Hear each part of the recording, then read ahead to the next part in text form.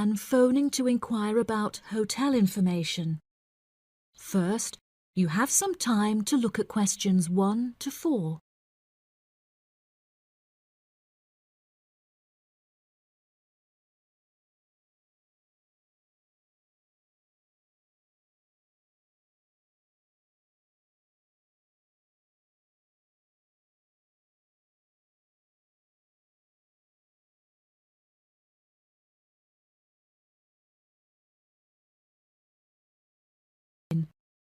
You should answer the questions as you listen because you will not hear the recording a second time.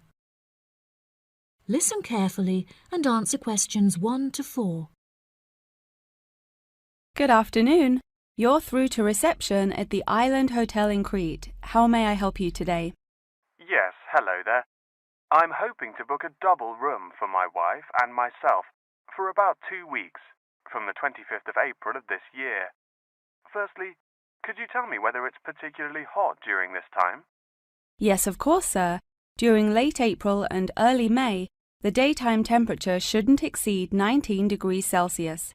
But the weather has been rather erratic and difficult to predict in recent years, so I am unable to say for certain. Okay, that sounds good. My wife doesn't like going outside when it's very hot. I haven't booked flights yet, but I must say that I'm unfamiliar with Crete and its transport system. Does the hotel provide an airport shuttle service? Yes, sir. We provide a complimentary airport pickup service for all our guests. It takes about 40 minutes to get here from the airport, but it's at least 60 minutes at rush hours. And you will be provided with a fully air-conditioned shuttle bus. Okay, excellent. In that case, do you have any rooms available for the dates I gave you? I shall have a look on the system now for you, sir. Bear with me just a moment. Yes, sir. I can see now that we have several rooms available. Would you prefer a garden view or a sea view? Well, ideally I would like a sea view room with a balcony, but of course that depends on the difference in price. Not to worry, sir. All of our standard double rooms have ensuite facilities and a balcony. If you would like one of our sea view rooms, there is a premium of €60 per night. Okay, so could you tell me the total nightly rate for a standard double room with a sea view? Yes, of course, sir. For the spring months, our rate is €216 per night. For 14 nights altogether, this will come to €3,024. Perfect. I also read on your website that the hotel has gym and spa facilities. Are there any other facilities on offer? Yes, we have a large outdoor infinity pool overlooking the ocean, with luxury sunbeds and a poolside bar. We also have 3 full-size tennis courts, where we run a popular doubles tournament, with the winner receiving 2 all-inclusive spa day vouchers. Goodness, I shall have to brush up on my tennis skills. Before you hear the rest of the conversation, you have some time to look at questions 5 to 10.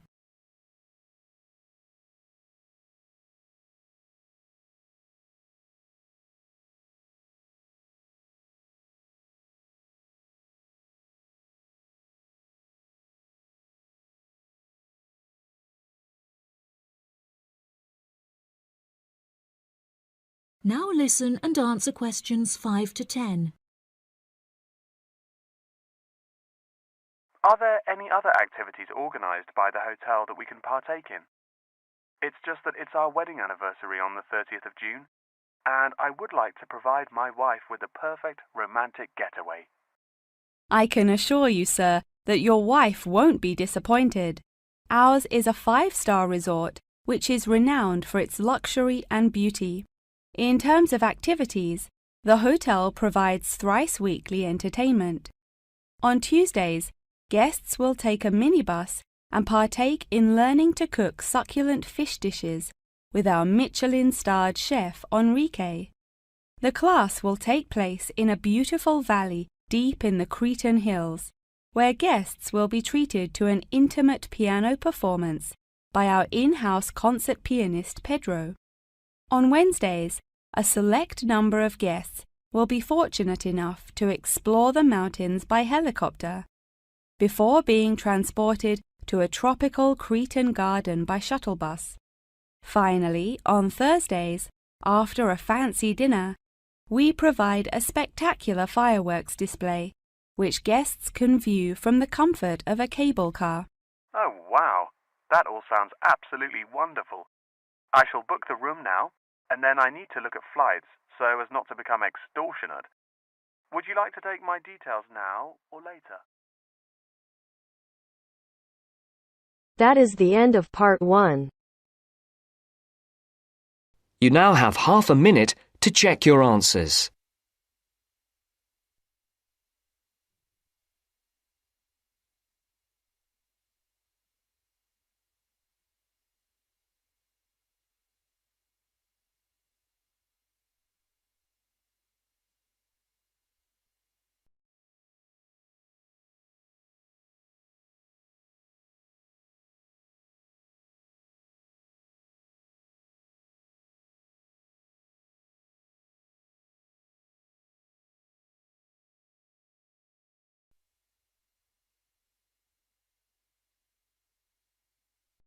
Now turns to part 2. Part 2. You will hear a podcast on Canberra's theme park. Now you have some time to look at questions 11 to 16.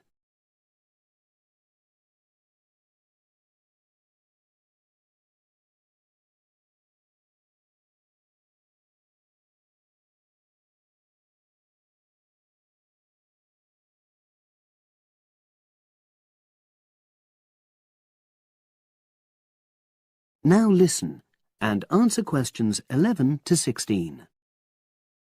Welcome to Canberra's Park podcast. In the next few minutes, I'll tell you a little about the park and the amazing things we have to offer. We like to think that Canberra's offers more than other theme parks. Like them, we have a variety of exciting rides for people of all ages, but Canberra's also places strong emphasis on the educational experience for its visitors. Not boring facts, but lots of interactive exhibits. Although it's mainly an outdoor experience, we do have some indoor activities if the weather gets too dreadful. The park's got a lovely, well-established feel, set in 80 acres of beautiful countryside, about 3 miles south of the tourist resort of Dulchester. The park was set up in 1997 by the Canberra family, but then taken over by new owners in 2004, who have maintained the original vision of the Canberras. It has lots of old trees, hundreds of flower beds, and a gorgeous lake. Canberra's has over 45 different rides, exhibits, and arcades. All but one of these is free once you've paid your entrance fee. We charge a small fee for our newest ride to reduce the length of the queues. You don't pay anything for parking. A family ticket for a family of 4 works out at about £8 per person, which is amazing value. Full details of current prices are shown on our website, along with full details of rides, etc., and directions for getting to us. We also have a number of special offers. For example, if you live locally, why not join our Adventurers Club, which entitles you to 50% off ticket prices all year round, and a special lane for all rides and exhibits, which means you don't have to wait to get into any part of the park. See the Offers tab on the website. We've recently added a number of new exhibits to the park, and we're particularly proud of our Future Farm Zone, which houses over 20 different species of animals, from chipmunks to dairy cows. The emphasis is on getting near to the animals. All of them can be petted, and you can buy food for feeding the animals. Many of our younger visitors say that this is the high point of their visit. And speaking of food, don't let the animals have all the fun. We have a total of 7 different catering outlets on the site. We're open 10 to 5:30 all year round, and cold drinks and snacks can be bought at any time during opening hours. And hot food is available most of the day in the Hungry Horse Cafe from 11 until 5, just half an hour before closing time. Now you have some time to look at questions 17 to 20.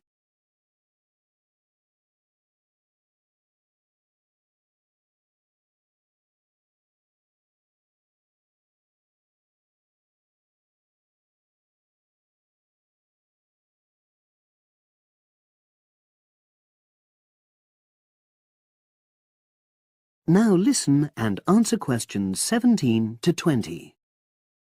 Now we want all our visitors to have an exciting time when they come to the park, but our first priority must be safety. Parents and guardians know their children's behavior and capabilities, but here at the park we have set certain conditions for each of the rides to ensure that all visitors get the maximum enjoyment out of the experience and feel secure at all times. There are 4 major rides at the park. Our newest ride is the River Adventure, which is designed to reproduce the experience of whitewater rafting. No amount of protective clothing would make any difference, so only go on this ride if you're prepared to get wet. Children under 8 can go on this ride, but all under 16s must have an adult with them. Not all of our rides are designed for thrills and spills. Our Jungle Gym roller coaster is a gentler version of the classic Loop-the-Loop, specially created for whole family enjoyment, from the smallest children to elderly grandparents, suitable for all levels of disability and health conditions. Carriages have comfortable seating for up to 8 people with safety belts for each passenger, which must be worn at all times. Sit back and enjoy the scenery. One of the best established and most popular of Canberra's rides is the massive swoop slide. Whiz down the polished vertical slide 9 meters in height and scream to your heart's content. There are no age or height restrictions. Be careful though, you must have on long trousers so you won't get any speed burns. And then there's the famous Zip Go-Kart Stadium with 16 karts, 8 for single drivers and 8 for kids preferring to ride along with mum, dad or carer. Take part in high-speed races in our specially designed Formula One style karts, but no bumping other karts, please. All riders must be above 1.2 meters because they have to be able to reach the pedals, even in the shared karts. Full details of all safety features are available on our website at www.camberspark.com. So come and make a day of it at Canberra's theme park.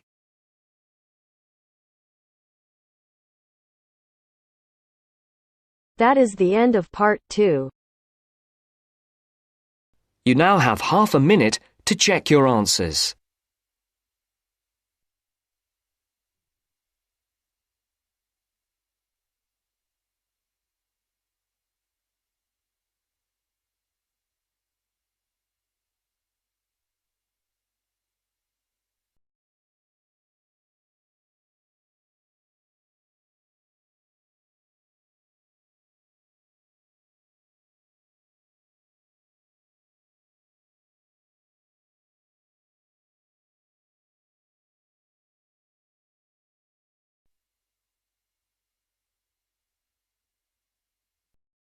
Now turns to part 3. Part 3. You will hear a conversation between a professor and a student talking about taking a course. First, you have some time to look at questions 21 to 25.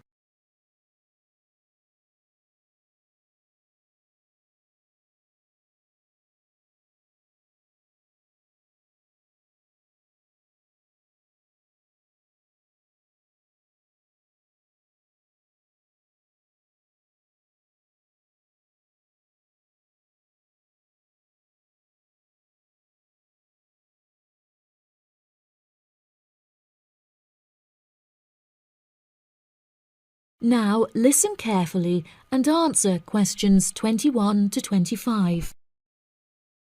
Excuse me, Dr. Twain. May I speak with you for a minute? Of course, please come in. I'm Charlotte York. I'm considering taking your course in tourism. Right. Well, Charlotte, how can I help you? I have been considering studying tourism. However, it is such an important decision that I would like to seek some advice about it first. Would you mind answering some of my questions? Absolutely. Fire away. Well, I have been discussing courses with my parents, and they are concerned that I will not be able to get a well-paid job with a degree in tourism. The reason that I want to study the course is that I have a great interest in the subject, and I think I would really enjoy it. I believe the only way that I will enjoy my life is if I enjoy my career. Happiness is far more important than money, don't you think? Absolutely. I would much rather be happy and poor rather than rich and miserable. Money cannot buy you happiness. I'm glad you agree. You needn't worry about money, Charlotte. A large part of the tourism course is dedicated to teaching students how to manage finances, a skill that you can apply to your everyday life as well.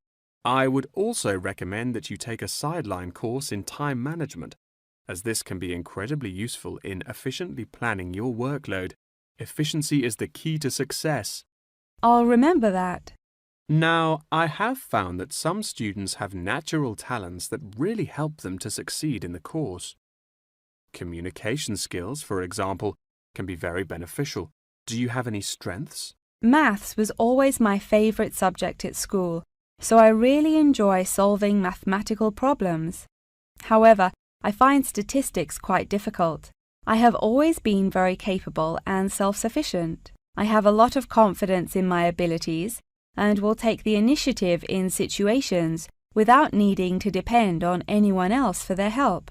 That's a really great quality to have and will be particularly useful if you choose to study tourism. That's great. I would recommend that you spend some of your time researching the course. A lot of people who are uneducated on the subject claim that tourism is a shrinking industry and that it will become irrelevant in the future. If you study the published research, however, you will see that the truth is quite the opposite. The industry has, in fact, grown significantly as people have developed an ever-increasing interest in culture and travel. Have you compared the university course with a polytechnic? Yes, I have. I was interested in studying the course in modules. However, the university doesn't offer that option. I don't have enough funds to be able to attend an expensive university, so I was relieved to see that the course is quite affordable. I also considered attending a summer school instead of university to save money, and so that I could work during the rest of the year. But I really wanted the university experience. I think that university would suit you well. Before you hear the rest of the conversation, you have some time to look at questions 26 to 30.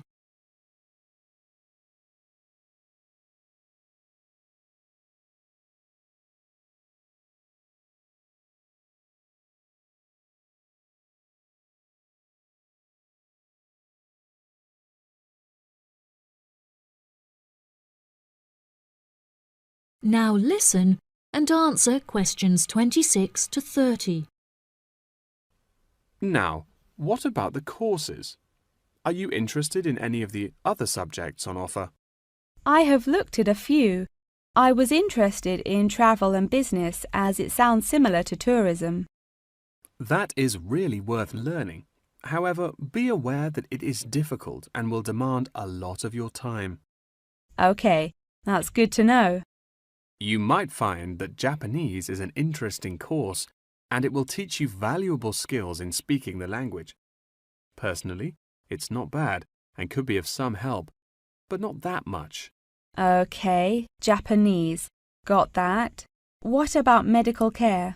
Well, if you have time, the course will teach you a lot about curing diseases and illnesses or dealing with injuries outside. although it's not essential. So, okay, if it's useful, I'll take it.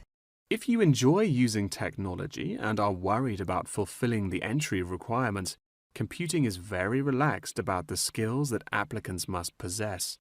I'm terrible with computers, so I'm not sure that I would enjoy that course. How about public relations? Yes, I would recommend that course. It would be related to entering the tourism industry, as it will educate you on how to approach clients and develop associations with them. That's great. Thank you so much for your help. That is the end of part 3.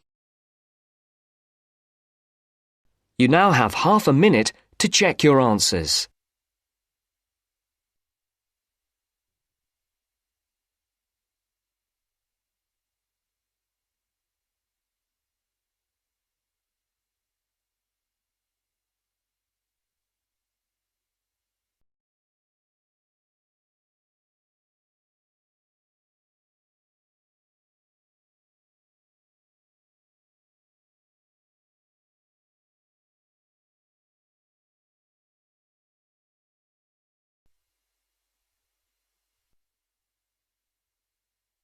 Now turns to part 4.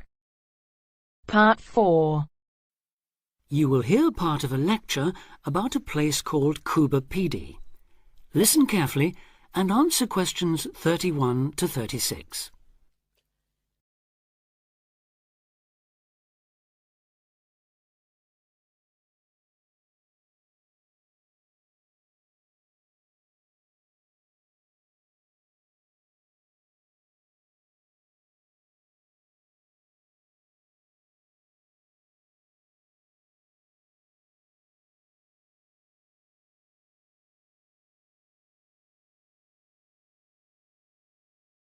Listen carefully and answer questions 31 to 36. Good afternoon. Today, we're continuing this series of talks on the development of the Australian outback with a look at Cuba Pedy, the desert town of opal mines and underground living, which lies 860 kilometres north of Adelaide and 690 south of Alice Springs. The inaccessibility, harsh climate and almost total lack of water made it a highly unlikely place for human habitation. But that all started to change in 1915 with the discovery there of opals, the precious stones which seem to change colour according to their surroundings. Settlements were established following the First World War, when soldiers returning from the trenches of France brought with them the techniques of living below ground in dugouts. The depression of the 1920s and 30s led to many prospectors leaving, but the town boomed again in the late 1940s when shallow new opal fields were discovered, and immigrants from Europe arrived in large numbers after the Second World War. It must be remembered, though, just how hostile conditions were. Daytime summer temperatures reached well over 50 degrees centigrade, winter nights were bitterly cold, and dense dust storms regularly blanketed the town. To cope with this, more and more people began living in disused mines and purpose-built subterranean houses, where the temperature remains at a comfortable 25 degrees all year round, so that eventually around 70% of the town's inhabitants had made their homes beneath the surface.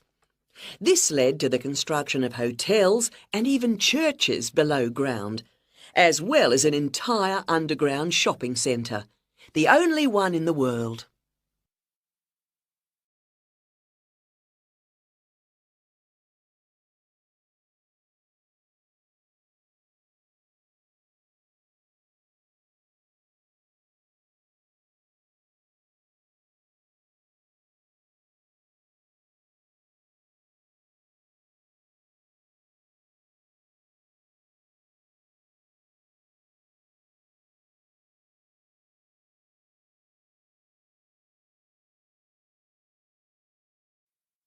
Now answer questions 37 to 40.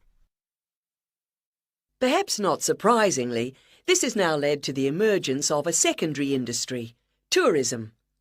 Increasing numbers of visitors come to see the tunnels and the caves with their ventilation shafts, the weird machines lying about in the town, and, just beyond it in the scorched red desert, the conical hills thrown up by the world's biggest opal mines.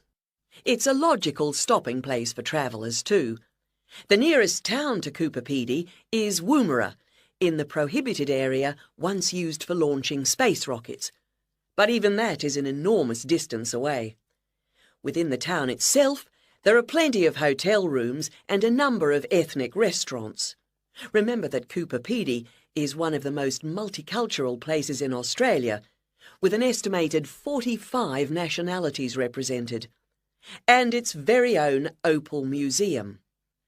A short distance from town, there's a section of the enormous barrier that runs thousands of kilometres across the country, the dingo fence, which is meant to keep these predatory wild dogs out of the sheep farming areas.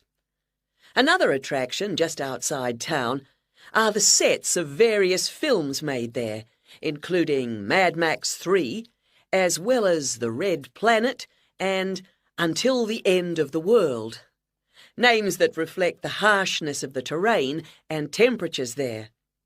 The name Coober Pedy, incidentally, comes from an Aboriginal expression meaning white man's hole in the ground. Next, I'd like to go on to talk about Broken Hill, another mining town, but one that...